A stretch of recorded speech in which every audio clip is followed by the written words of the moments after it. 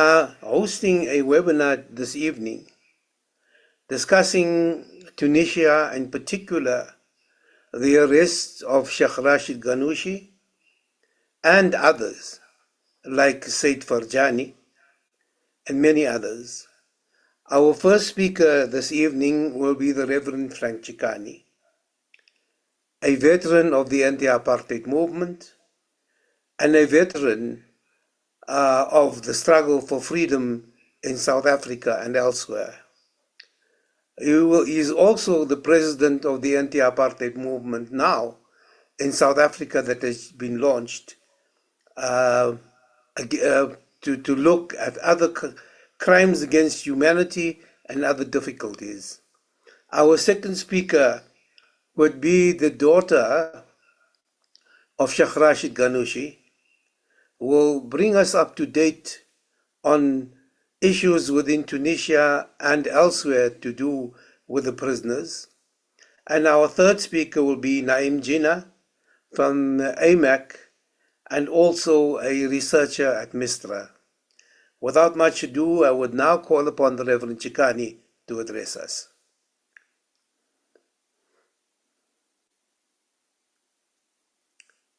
Frank, can you add more? Yeah, no, I have. Thank you very much, and good evening to those who are on the timeline where we are, and good morning for those who are on the east or the west. Can I just say a few words? I had an opportunity to meet with the family and representatives of our comrades in Tunisia. And the one thing that I raised was what really went wrong. And during the time I was in government, I mean, Tunisia was not one of the worst places you could think of.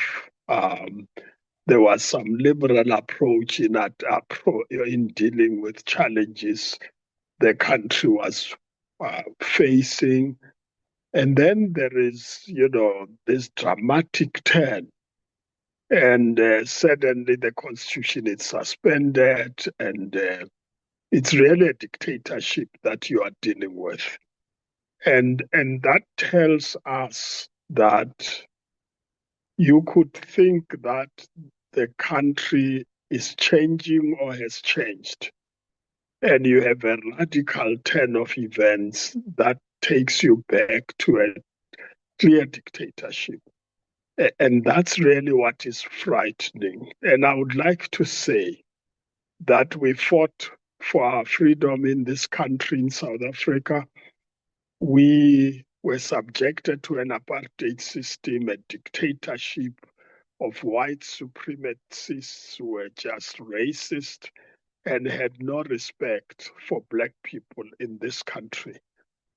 And we fought against it and won. What we did after achieving our freedom was to adopt a constitution that guarantees the rights of people, it doesn't matter who, and makes sure that no state can violate the rights of individuals and groups of people.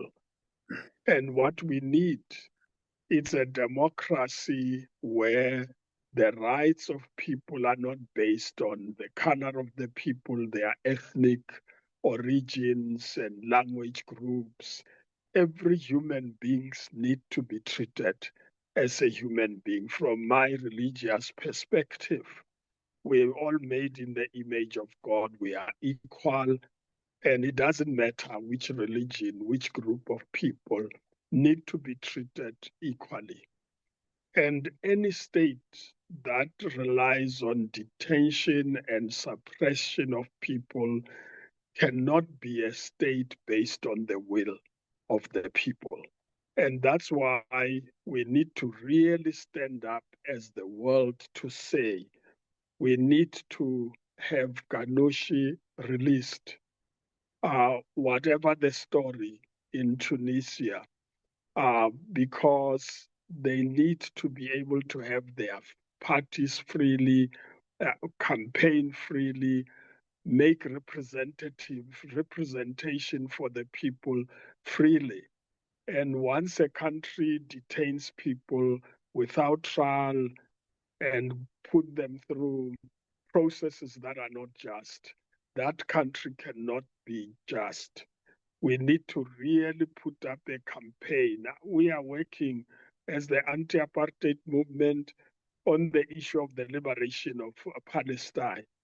And I mean, the prisoners in Palestine are the worst treated in the world. But the world is quiet, as it is quiet about Tunisia. And for me, and I would like to end my introductory remarks at this point, that for me, it has become clear that Western countries that used to say they support human rights, they support freedoms of people, what they really were talking about is their own freedoms, which needed to be protected, and the freedoms of those who support them. So if you've got a regime that is supported by them, they can violate all the freedoms of the people. But if it's a regime that is against them, they would then say, no, but there are human rights violations there. That's why Palestine is ignored completely. And this, for me, it's hypocrisy of the West order. But it is, in fact, a world where the color of people, the people of the global South, are treated differently than people elsewhere. And I'm hoping that this webinar will be a basis on which we can mobilize people to support our friends and comrades in Tunisia to make sure that they are released. Thank you. Thank you, Reverend Chikani. Remind me, we fought for a better South Africa, importantly, a better Africa, and importantly, a better world. With that, can I invite Sister Yusra Ghannouchi to address us? Thank you very much, Ambassador Mohammed Dangur. Thank you, everyone. Good evening. Assalamu alaikum. Peace be upon you all. First, I need to apologize on behalf of my sister, Sumaya Ghannouchi, who was due to be among you today, but is not able to be here. And I'd like to thank the organizers for organizing this webinar in support of Tunisian political prisoners, and the most prominent of whom is my father, Rached Ghannouchi, political thinker and leader, democratically elected Speaker of Parliament, and tireless champion of freedom and democracy for over 5 decades.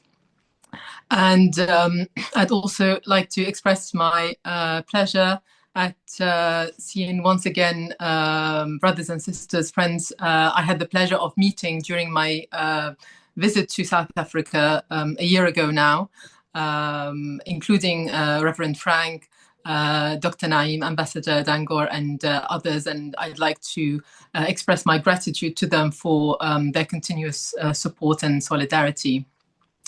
And I'd also like to specifically thank all the South African civil society organizations that signed the joint call for the release of my father and of all political prisoners in Tunisia, as well as an end to politically motivated prosecutions and for the restoration of democratic norms in Tunisia.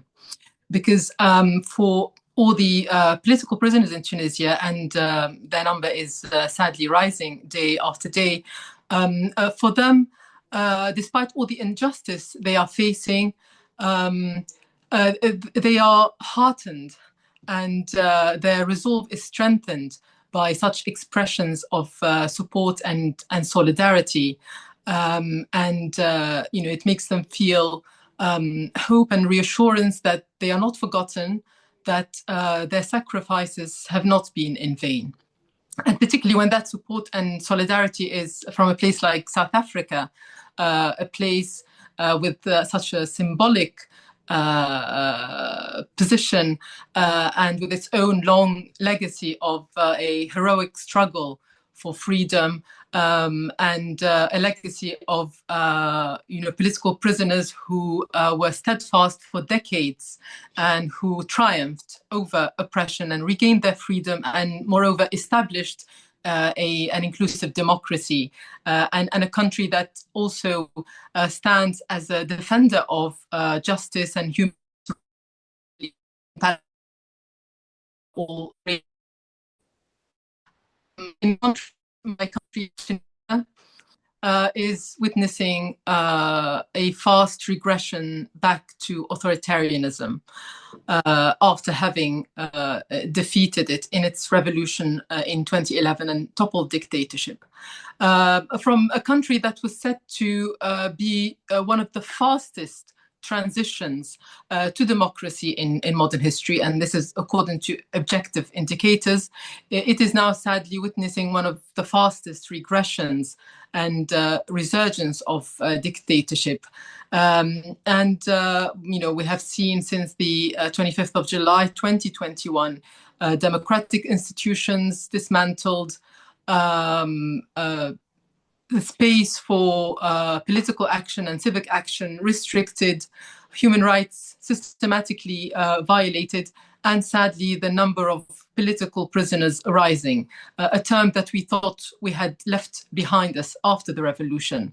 In the last few weeks alone, the Tunisian authorities have shut down the local branch of Lawyers Without Borders, the Tunisian Organization of Young Doctors, and the Tunisian Human Rights League, the oldest human rights league in Africa, and a group that had been awarded alongside other groups the Nobel Peace Prize in 2015. And the regression can be most seen is in the rise of the number of political prisoners. In fact, that is the only thing that is rising in Tunisia is the number of prisons, as the Justice Minister keeps on proudly announcing the building of new prisons and the rise in political trials, the rise in the number of political prisoners. Although I can't talk about all political prisoners in the space provided, I'd like to just mention a few names to give you a sense of the diversity of Tunisian political prisoners and also the absurdity of the allegations used against them. We have Najib Shabi, 81 years old, the head of the National Salvation Front, a prominent leftist politician who was also jailed in the 60s. He has been sentenced to 12 years for alleged conspiracy against the state. You have Jawhar bin Barak, a constitutional law professor, fierce critic of the post-revolution government, but one of the founders of the National Salvation Front following the coup. You have Said Ferjani, whom Ambassador Dango mentioned, former Ennahda MP, 71 years old, sentenced to 26 years in prison, who had visited South Africa many times alongside my father. We have Sadia Msbah, 66-year-old lady, anti-racism campaigner, who has been sentenced to 8 years in prison. Shayma Isa, feminist activist and one of the founders of the National Salvation Front. Ghassan Bourdiri, member of the Global Sumud Flotilla Steering Committee, and other pro-Palestine activists who have been also arrested for baseless allegations. Shawqi Tabib, former head of the Lawyers Association and former head of the Anti-Corruption Commission, which Kais Saied closed down after his coup. You have Burhan Sayis, prominent journalist and TV presenter. Ayeshi Hammami, prominent human rights lawyer who was defending some of these political prisoners, and he himself has been arrested.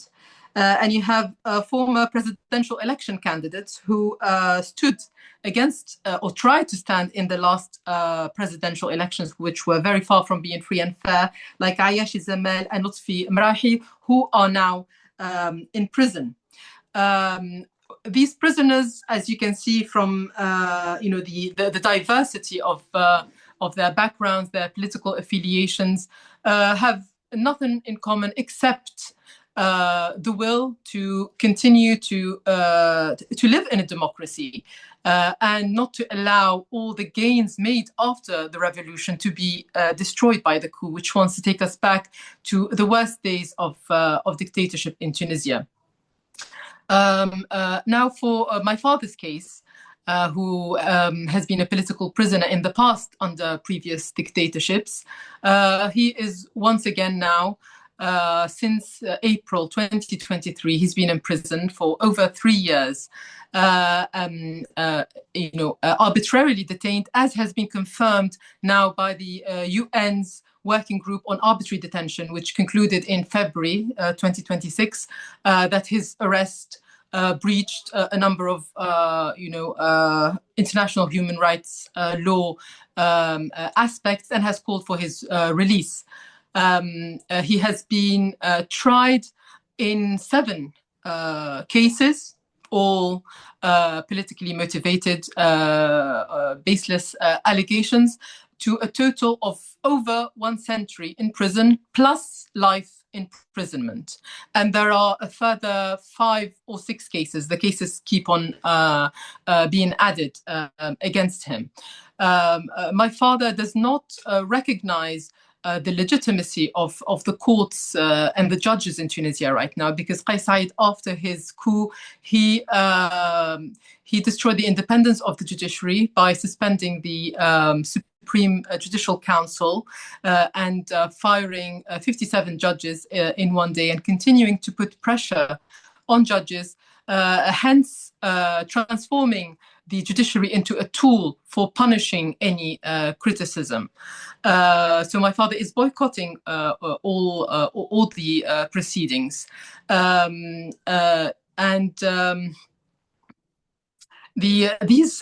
These trials take place behind closed doors. The media are not allowed to attend. The defendants themselves, those who wish to attend, unlike my father who is boycotting, are not allowed to attend, and they are required to attend remotely. The case files have no evidence apart from testimonies of anonymous witnesses whom the lawyers nor the defendants cannot meet or question or confront. Clearly, you can see there is no hope of achieving justice in such a system, where the judiciary and these trials and arbitrary detentions are used to re-establish fear and to punish any criticism, taking us back to the days, of the 90s, and when. This reminds me of a landmark report by Amnesty International called The Widening Circle of Repression in 1997, which I remember clearly when it was published in our first exile. But the rising number of political prisoners, the diversity of political prisoners, and this widening circle of repression demonstrates the paranoia of the regime, and demonstrates that it actually has no legitimacy and no popularity, unlike it claims.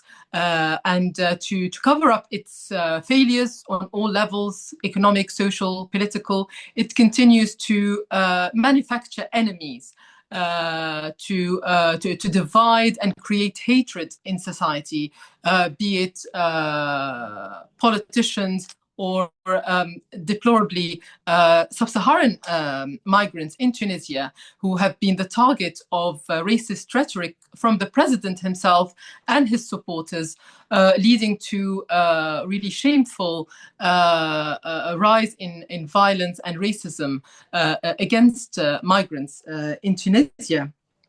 But as repression widens, so does resistance in Tunisia.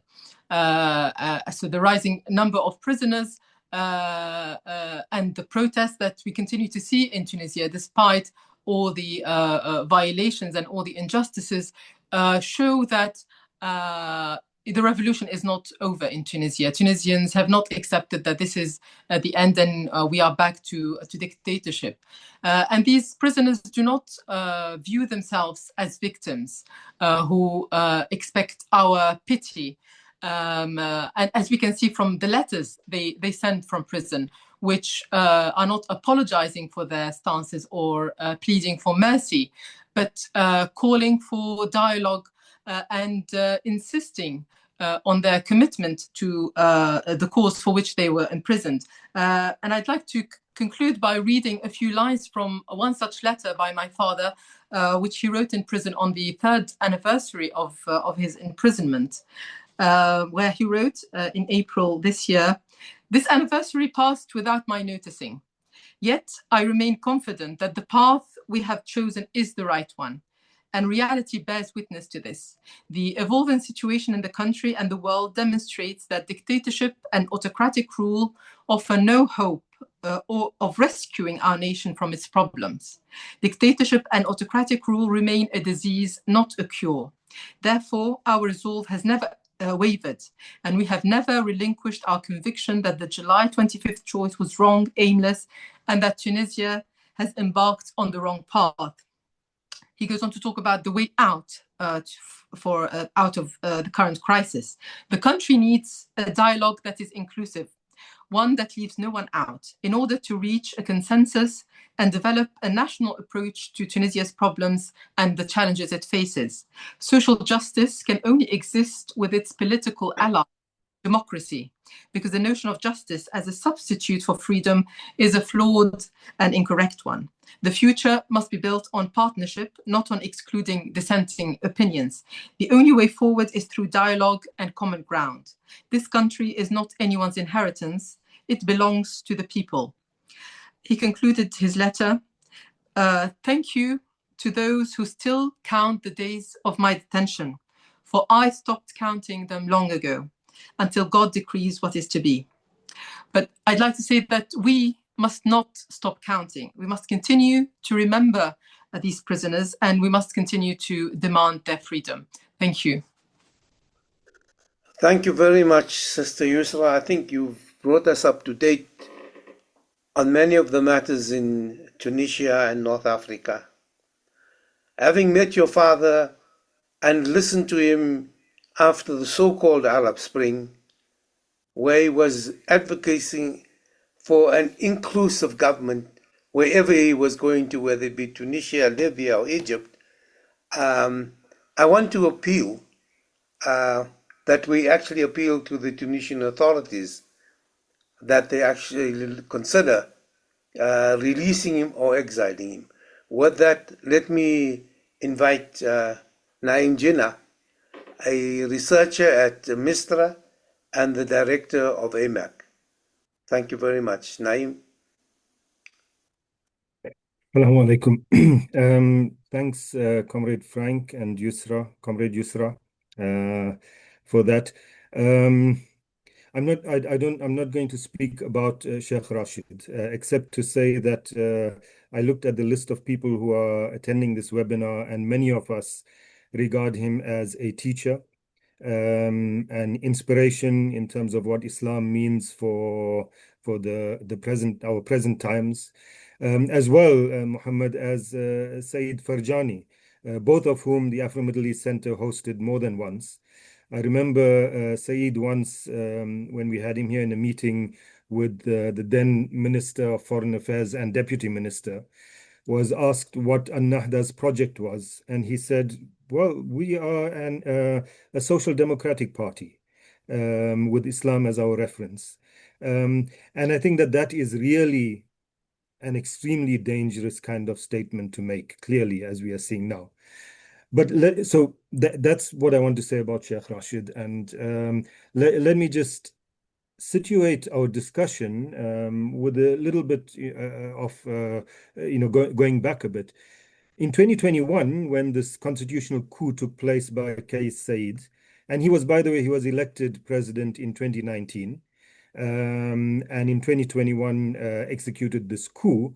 Many people said that the so-called Arab Spring, the kind of promise that was held in that region, West Asia and North Africa, that that project was dead.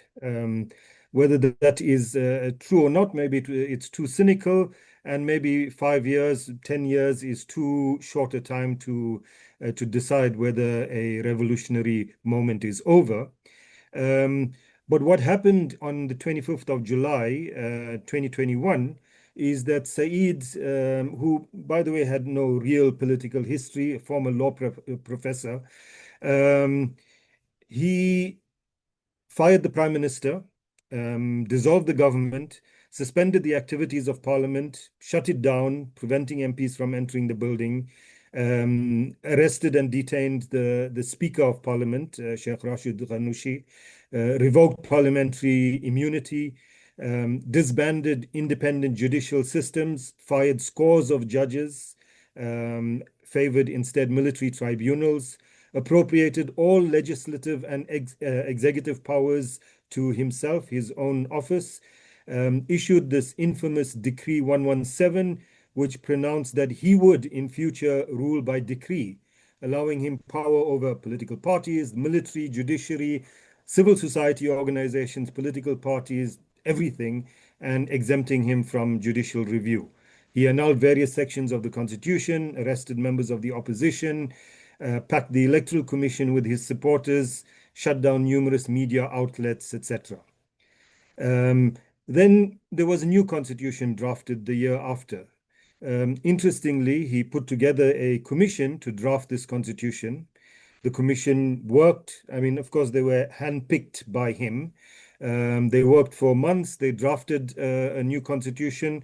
What he finally released was not what even his cronies drafted. He redrafted it completely, because only Kais Saied's word can hold true and have any value in Tunisia since then and now. So he established himself as executive, legislature, and arbiter of the judiciary.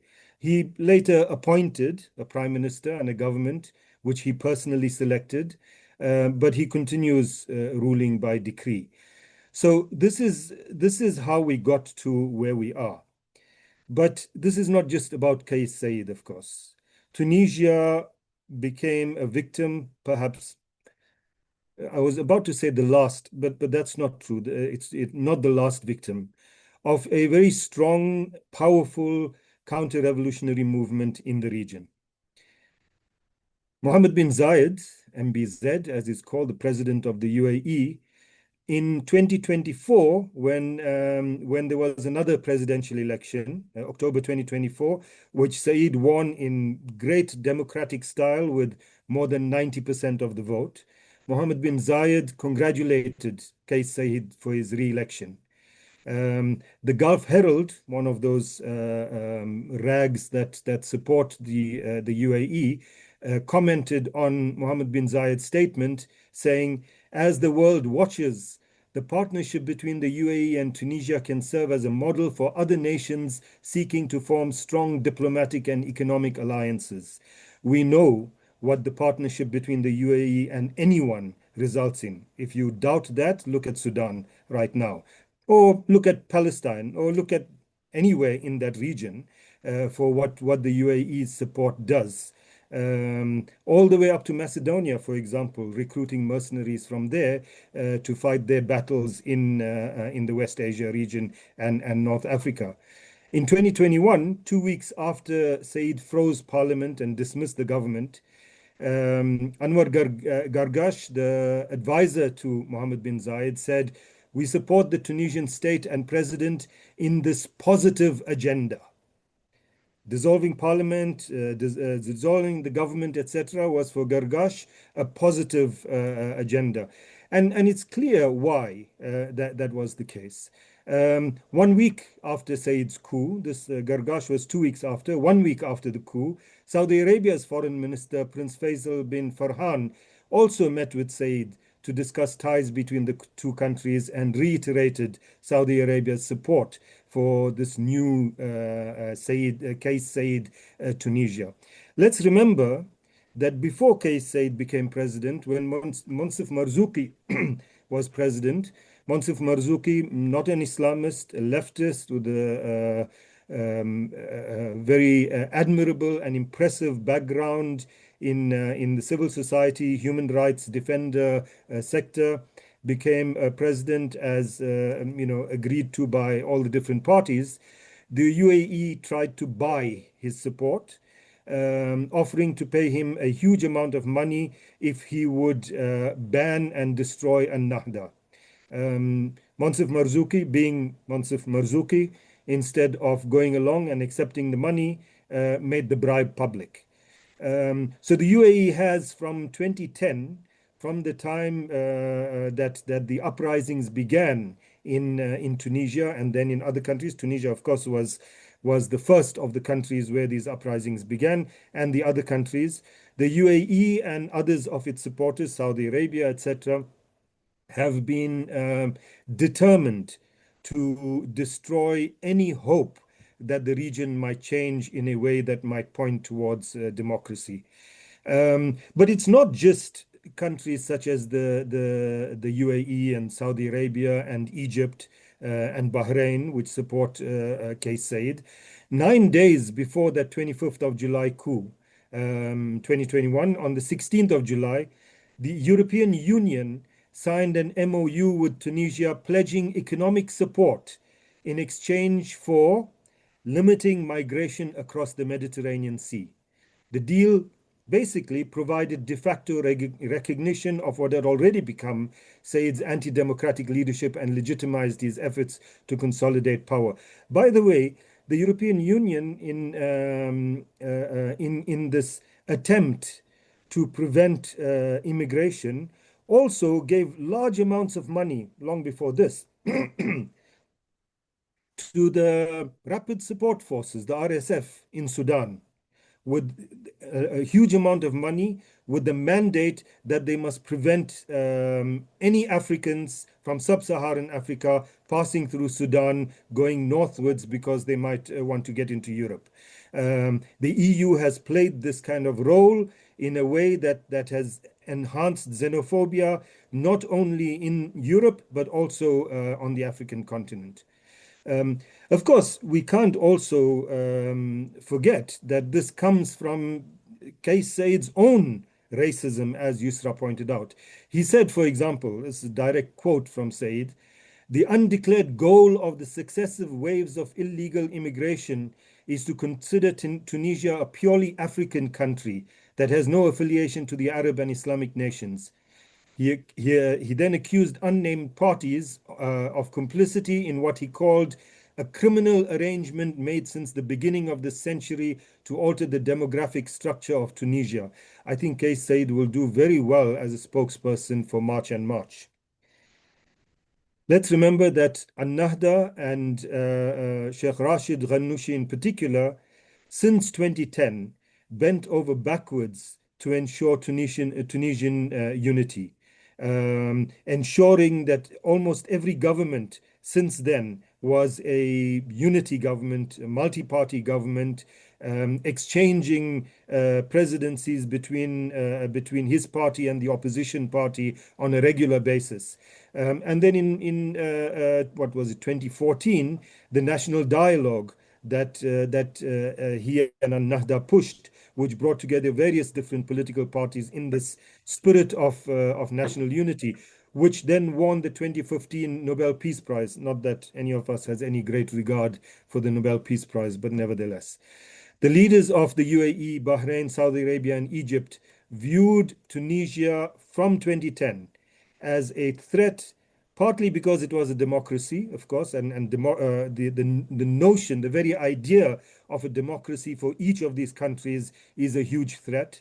And Tunisia promised a vibrant democratic future, but also, maybe mainly, because its governing coalition, not its government, not its governing party, its governing coalition included An-Nahda, what they regarded as an Islamist party that, again, Islamist party and democracy, two major threats for these countries in the region. Let me end with a note. that apart from Said's racist statements, and the one that I gave is just one of several that you can find on the internet if you look for.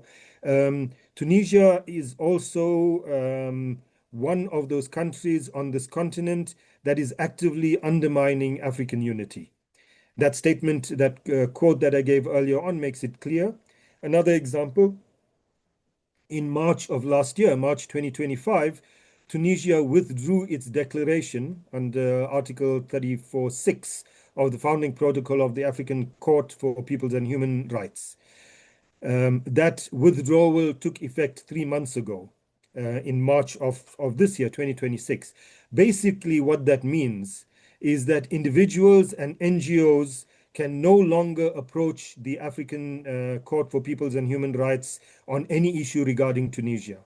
By March 2025, when Tunisia applied for this withdrawal, 7% of the cases in front of the court, that's 24 applications to the court, were about Tunisia, with most of those applications alleging violations of democratic rights and fair trial rights, especially concerning the independence of judicial organs. Kais Saied is determined to undermine African unity and African institutions, to bolster his project of authoritarianism in line with his supporters. Certainly those supporters in the region that I've mentioned, led by the UAE and others, as well as his supporters in the global north, like those in Europe.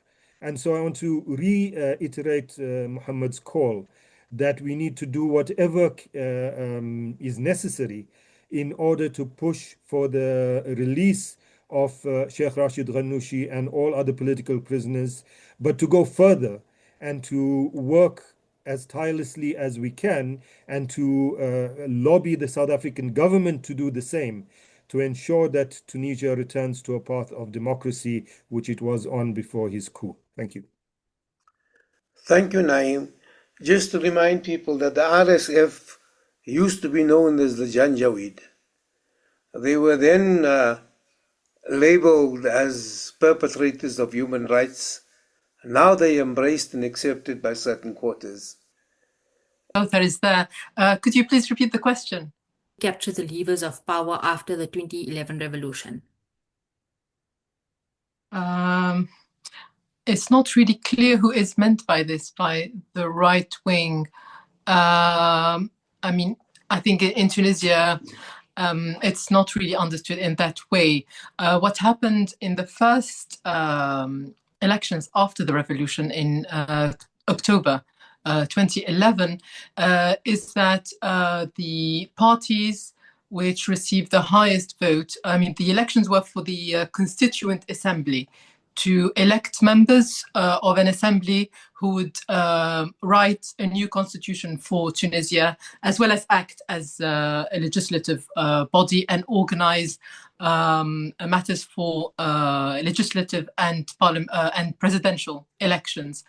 So the parties that won were those parties who were recognized as suffering under dictatorship and striving towards toppling the Ben Ali's regime. So another won around 40% of the vote, and the two next parties,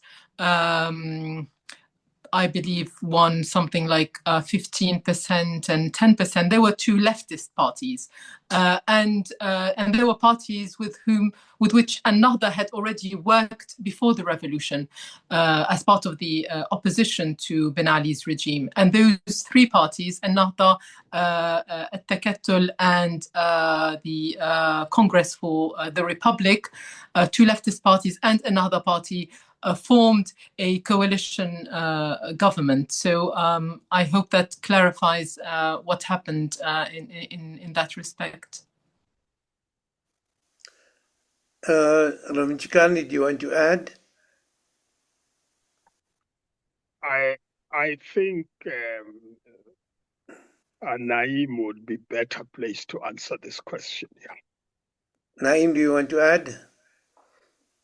I think that Yusra gave a sense of what happened immediately after the uprisings. And as I said earlier on, some of these parties, by the way, included remnants of the old order. Um, but An-Nahda, as I said, in its attempt to bend over backwards for national unity, even went into alliances with those parties. Um, Kais Saied doesn't represent any of those forces. Not even, in a sense, the remnants of the old order. He's really a one-man show in many ways, supported by his supporters outside. And his coup in 2021, he even banned the opposition parties, even those parties that consisted of people from the old order. And so, that's why Yusra's point about, right wing, left wing, etc., is not really relevant in this. It's a one man dictator that wants to control everything, and that's what happened in 2021. Dhakira, as the timekeeper, Yeah. can you just remind me how much time we've got? We still have 45 minutes, so there's quite a lot of time for discussion. But there are some additional questions coming through in the chat, and I see Reverend Chikani has his hand up as well. Yeah. No, thank you very much, Akira, and the facilitator. No, I would like for people who have not been following this history, it's how did this man get voted into power if he wasn't part of any of those entities? Why did he get popular votes? And did people know about who he was? And did they vote him for that reason? I think it's a question I've asked before, but I think for people who are here for the first time, it will be good to give them an explanation of why this man did get into power. Yusra or Naeem, do you want to respond? Yusra first. Okay. So in Tunisia, after the 2014 new constitution was adopted, Tunisia had a mixed political system that was neither completely parliamentary nor completely presidential. And that was intended to kind of balance power so that no one dominates.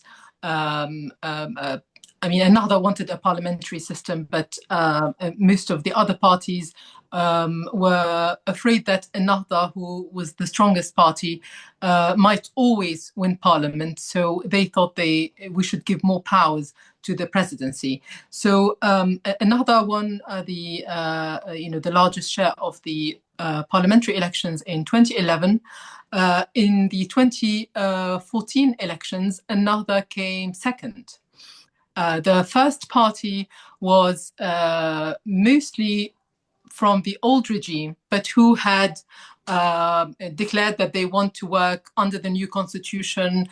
They recognized the revolution, and they were supported by many on the left, although their platform was far from leftist economically, etc. But they were supported because they were seen to present a counterbalance to another.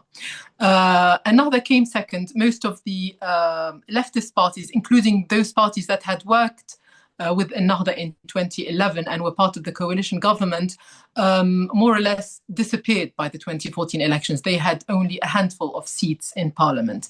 So Ennahda had to work with the first party that won, the previously old regime party. So that party was first, Ennahda was second.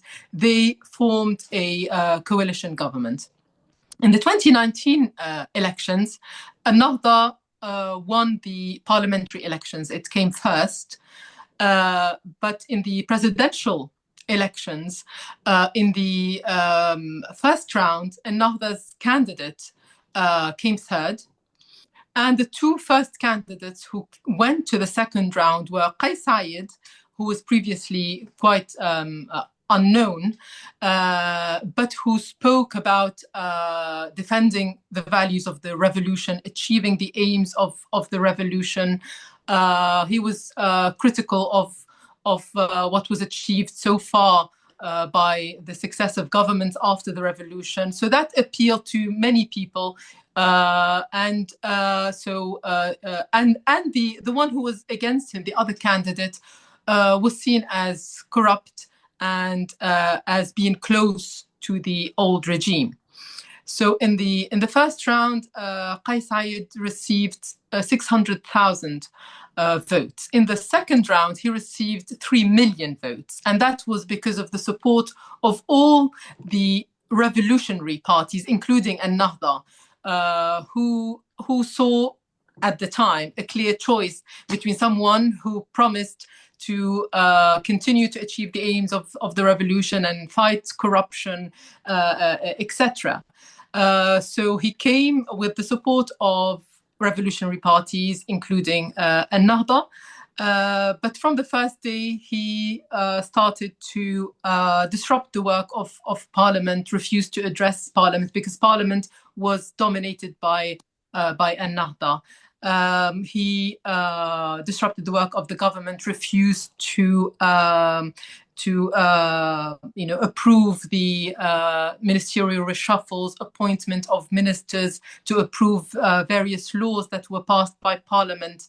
And that's because, as I referred to, the mixed political system, where powers were not clearly designated between the two branches of the executive. And this was used by Kais Saied. And later we understood that all these disruptions were part of Kais Saied's plan to pave the way for his coup by making people believe that politicians are only involved in wrangling and disputes between them, and that they were not delivering for the people. And after that, we had the COVID crisis, obviously, like the rest of the world. And Kais Saied played a very negative role in disrupting the work of the government in dealing with the crisis.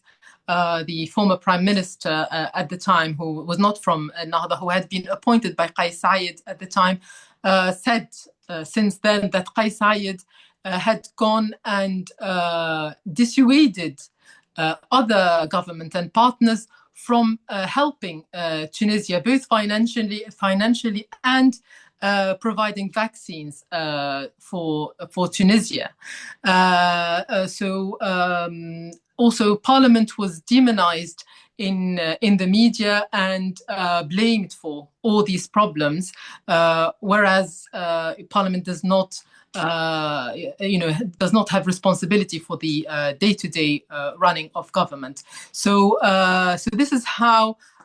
So people were seeing, politicians fighting in Parliament, which happens in a democracy, because people do not have to agree on everything, and seeing problems in the health sector, in the economy, and Kais Saied and his supporters used all these problems to justify the coup and say that democracy has not delivered. Tunisia needs a strong man who will fix all problems. He will get rid of the slow pace of decision making caused by checks and balances, parliament, etc. He will fix everything.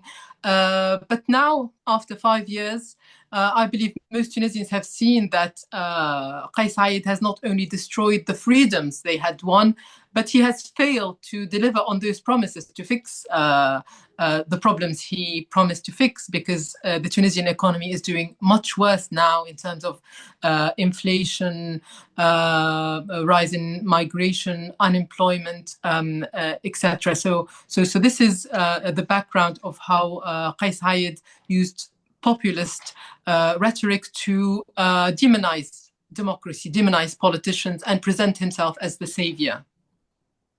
There's a question from Uzair Desai, which reads, why did President Kais Saied suspend parliament in 2021?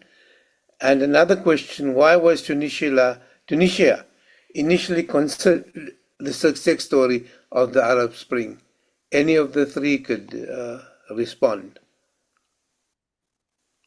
Well, why he dissolved parliament and the government and the judiciary by firing most judges, etc., in 2021 was precisely because he planned a coup. He wanted to take over the state completely and entirely.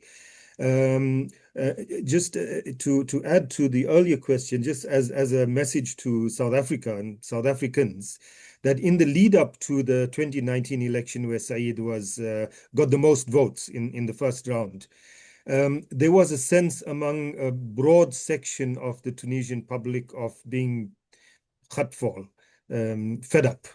The socioeconomic issues were not addressed. And we know as South Africans that these are not things that can be addressed in a decade, but they were not addressed sufficiently. People were getting fed up with political parties. And so him getting the highest votes in the first round was, in a sense, for many people, a protest. Precisely because he was unknown, he was a law professor, not involved in politics. It was a protest vote, kind of a finger in the face of the political parties, and we saw how that turned out. The second question from that you just asked, Mohammed, about why was Tunisia regarded as a success story?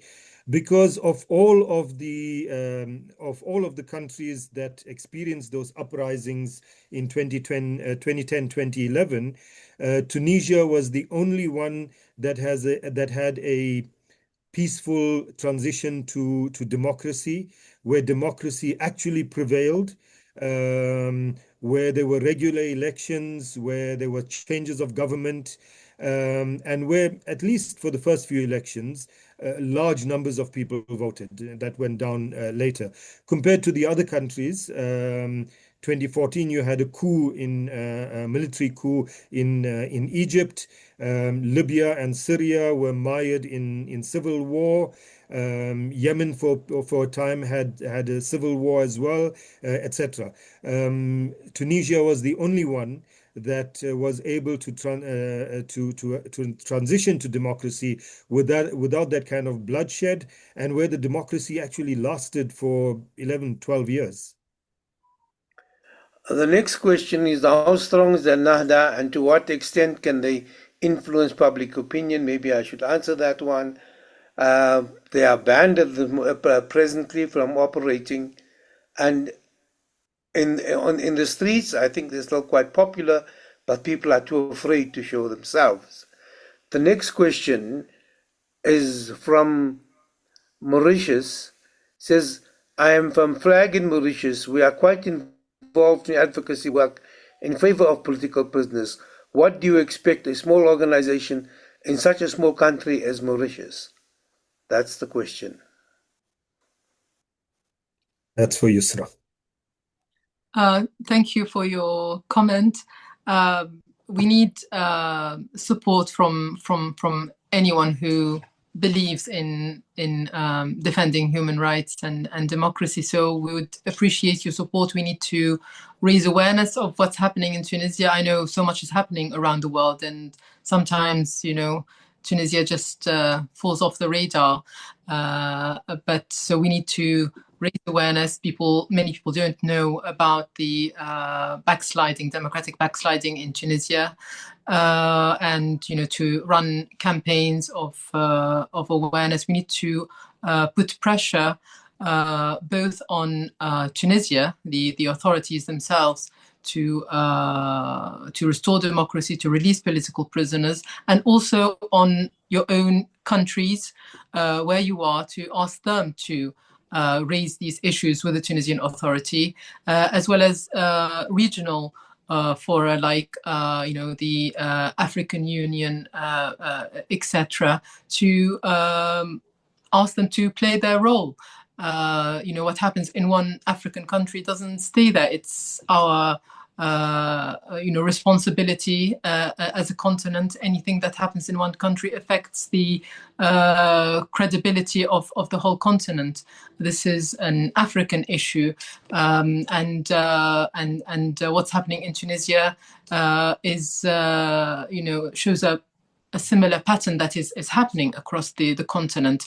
And so far, the African Union has been rather silent on what's happened in Tunisia, unlike its position on other coups that have happened in Africa. So a lot can be done. Thank you. The next one is a comment. It says, "This has been a really thought-provoking discussion, incredibly informative. Thank you for doing this," and that comes from Ashraf Karda. And then an additional question, has the African Union been supportive of Sheikh Ghannouchi? Answered. As I've just said, after the coup, the African Union did not really express any position on the coup and on the dismantling of democratic institutions in Tunisia. Certain organs and bodies, such as the African Court on Human and People's Rights, have ruled on this. In 2022, I think September 2022, there was a case brought before the court by a Tunisian lawyer, and the court ruled that Kais Said's measures and his decrees since 2021 were unconstitutional and illegal, and it called on Kais Saied to repeal these decrees and to restore democratic institutions and to restore the constitution. And it gave him 2 years to do that, and that deadline has passed in September 2024. We ourselves, as families of prisoners, have filed cases at the African Court as well, and the court has ruled favorably on the provisional measures, and we're still waiting for a decision on the merits of the case. The African Union has criticized Kais Saied's racist rhetoric, but apart from that, it has not really condemned the coup and the continuous violations since then. The next one is a comment that says, "Are we really about a Tunisian problem of liberty, or is it the big problem dealing with the whole Arabian area?" Anybody wants to respond? Yeah, my problem with the question is that it kind of suggests that that a lack of democracy is an ethnic issue. We're dealing with a particular dictator who has particular supporters who are also dictators, and that's the issue. It's not about whether Arabs are democratic or not, or the so-called Arabian, by the way, refers to horses, whether the Arab area, etc. I mean, can you say that Palestinians are undemocratic, for example? Certainly, Mahmoud Abbas might be, but that doesn't mean that Palestinians are. So even within a particular country, you get those who are democratic and not. In Tunisia, most of these parties that were banned in 2021, 2022, actually very democratic parties. As I said, they sustained their democratic project despite heavy pressure, including bribery from the UAE, for example, to the president. They sustained that democratic project right until 2021. So this is not about even Tunisians and whether they have a democratic character or not. It's a really problematic kind of question, if I'm understanding it properly. I'm going to request the three speakers and give them 2 minutes each to make concluding remarks. I will thereafter invite Faisal Dawji and MEC Ismail Vadi to make comments so that we can move to conclusion. Can I start with, in reverse, can I start with Naeem, then go to Yusra, and then go to Reverend Chikani? Well, I'll use my time partly to respond to a question that was asked. Someone asked, as an Islamic movement, how do we reconcile democracy with Islam as an ideology? I have known An-Nahda since 1975. They used to be active as a movement to promote the Islamic ideology. I think An-Nahda remains a movement that I'm sure it will say promotes the Islamic ideology. But your assumption, of course, is that democracy is antithetical to Islam. And that is the problem. As I said, Said Farjani referred to An-Nahda as a social democratic party which has Islam as its reference. The notion that that democracy is antithetical to Islam is a serious problem. I mean, in the Quran, it says, hold hold fast on the rope from God and the rope from the people. And I request that you try to understand what that actually means. And then last point, Muhammad, is that I think that certainly in South Africa, we've taken up, and we're very good at international solidarity, and have taken up many causes. But on the Tunisian one, we've been sadly lacking for various reasons, partly our own fault and partly because it's not promoted as much, and people don't really understand what's going on, etc. And I think that we really need to change that. And hopefully this webinar is the beginning of changing that and building the kind of solidarity that is necessary, not only to free the political prisoners who have received life sentences and centuries in prison, but to restore the hope that Tunisia can move on a democratic path. Thank you, Naim. That was a long 2 minutes. Can I invite Yusra? Thank you. It'll be a short 2 minutes. Let's just make 2 points. The first one, to clarify that what's happened in Tunisia is not actually as surprising as, some questions, presented to be. Revolutions always face counter-revolutions, and revolutions also do not, happen and end in 10 years, and they do not achieve their aims overnight. As Naim mentioned, in South Africa itself, you have that you may bring down oppression and apartheid, but that does not mean that the task of building a prosperous economy, inclusive democracy, and dealing with all the injustices of the past will be easy or quick. And that's what I think Tunisians have learned. The expectations were very high after the revolution, but I think now they have learned to value democracy, and that however imperfect or incomplete that democracy might be, the solution is not to get rid of it. And the second point is that, to make the point once again, as my father said, that he believes his detention was a political decision, and he will only be released through a political decision. And that political decision will not happen spontaneously. We must put pressure on the Tunisian authorities, whichever way we can, through civil society campaigns, through pressure from our governments and our regional bodies. So I hope anyone who can contribute to that can do so. Thank you. Ravijikani, today is June the 16th. I recall you were very, very extremely busy. You were 25, I think, when it happened. Comment on June the 16th, what it means for us, what it means for Africa, and what it would mean for the world. Because I think it is important that we find our African unity once again with some of the issues that are happening in our country. Yeah.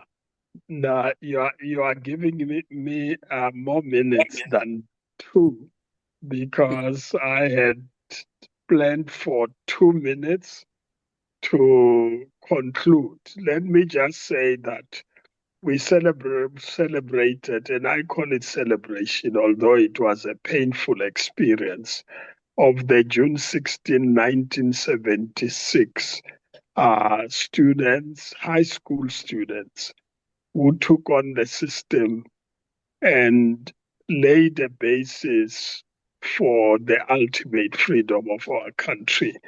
And they made huge sacrifices, and it had to do with what affected them as students in class, and we don't need to go there. And then it ended up being a national strategy. 50 years later, we ask ourselves the questions.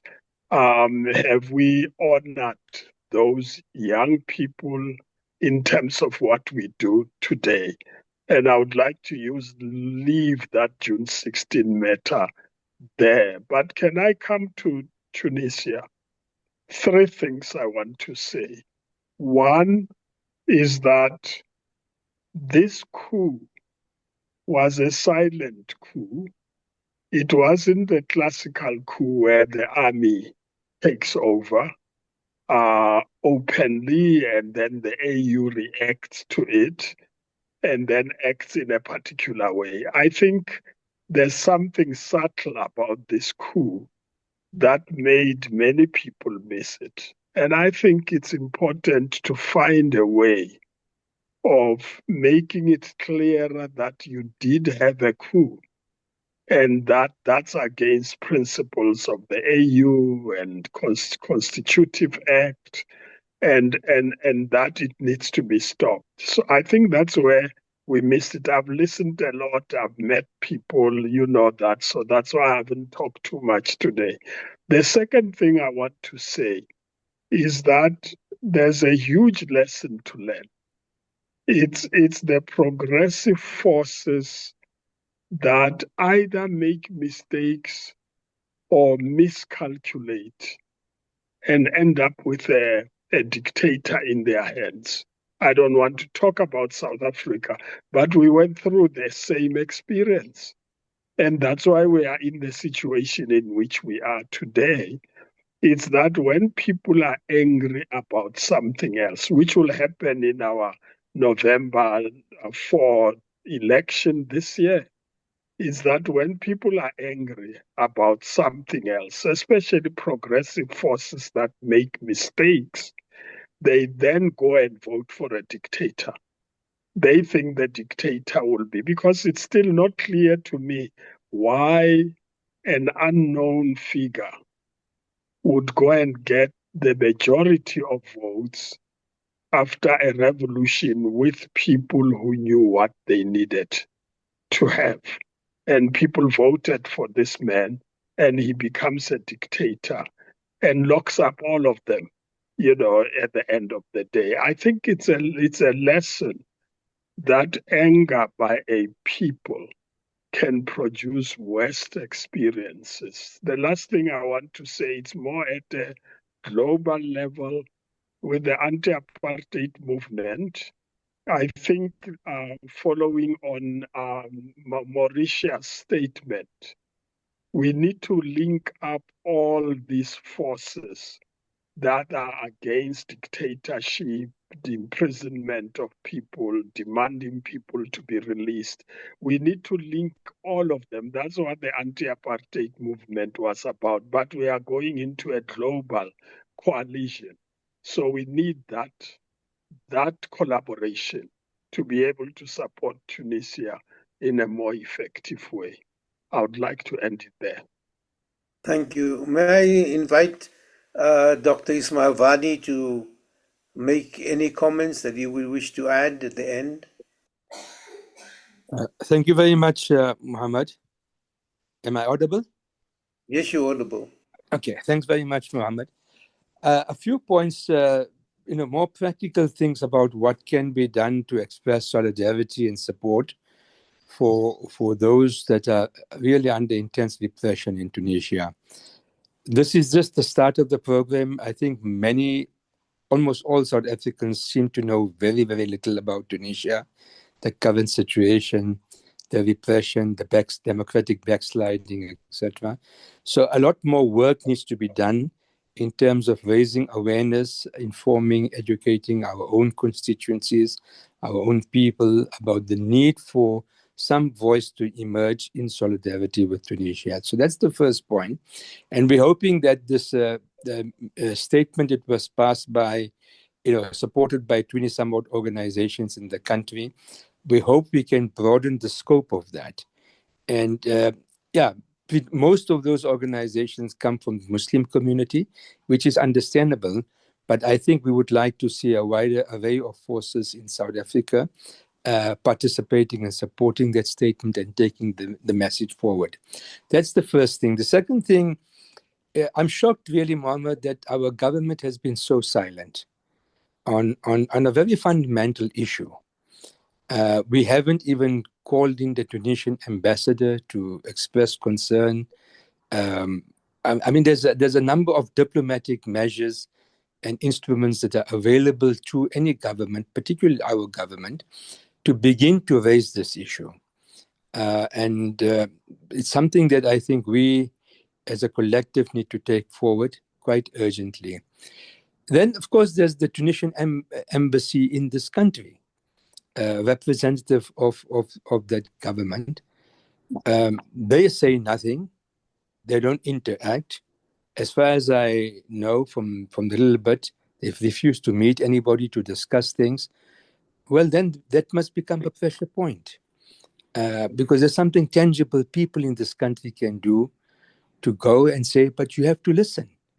You can't refuse to meet. You're an ambassador, you represent your country, but it doesn't mean you can't speak to people in this country. If that's the approach, then they must shut down the embassy and go home. What are they doing in this country? So I think that that should become an area of focus for us.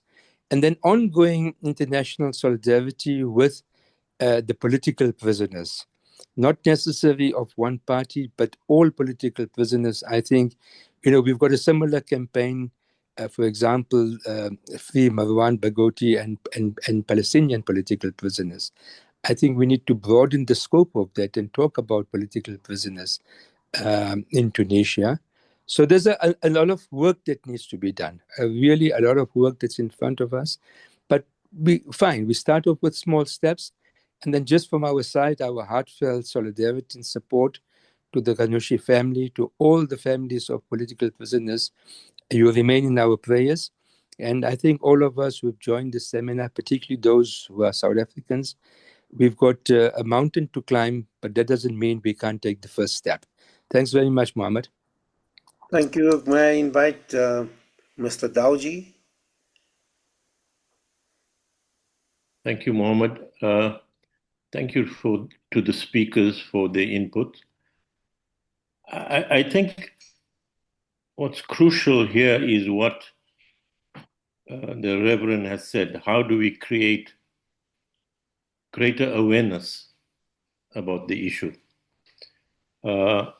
Each one of us individually is able to, in some creative way, broaden the message from this webinar. I think incidentally, I would like to thank Ashraf Garda for giving Mohammed a platform last week to speak about the issue. I think it's an important step. And I think we need to engage with a wider spectrum of people in the media. Ashraf's platform is absolutely crucial. We need to go to television and print media also. So I think we need to be find different ways of highlighting the issue and crisis. I think also we need to engage and partner with other networks, not only in South Africa, but in the rest of Africa. Also talk to Amnesty International, Human Rights Watch, and all human rights organizations. So I think that's the only point I want to make. And once again, thank you to Reverend Shikane, Yusra, and to Naeem. Thank you, Mohammed. Assalamu alaikum. Thank you very much for all who have attended and have participated in this particular webinar. The organizers will I've got your details, and we will continuously contact you so that we can take this matter forward. And with that, thank you very much for having come, and Assalamu alaikum, good night. Thank you. Thank you very much. Have a good evening. Thank you very much. Have a good evening, everyone. Thank you.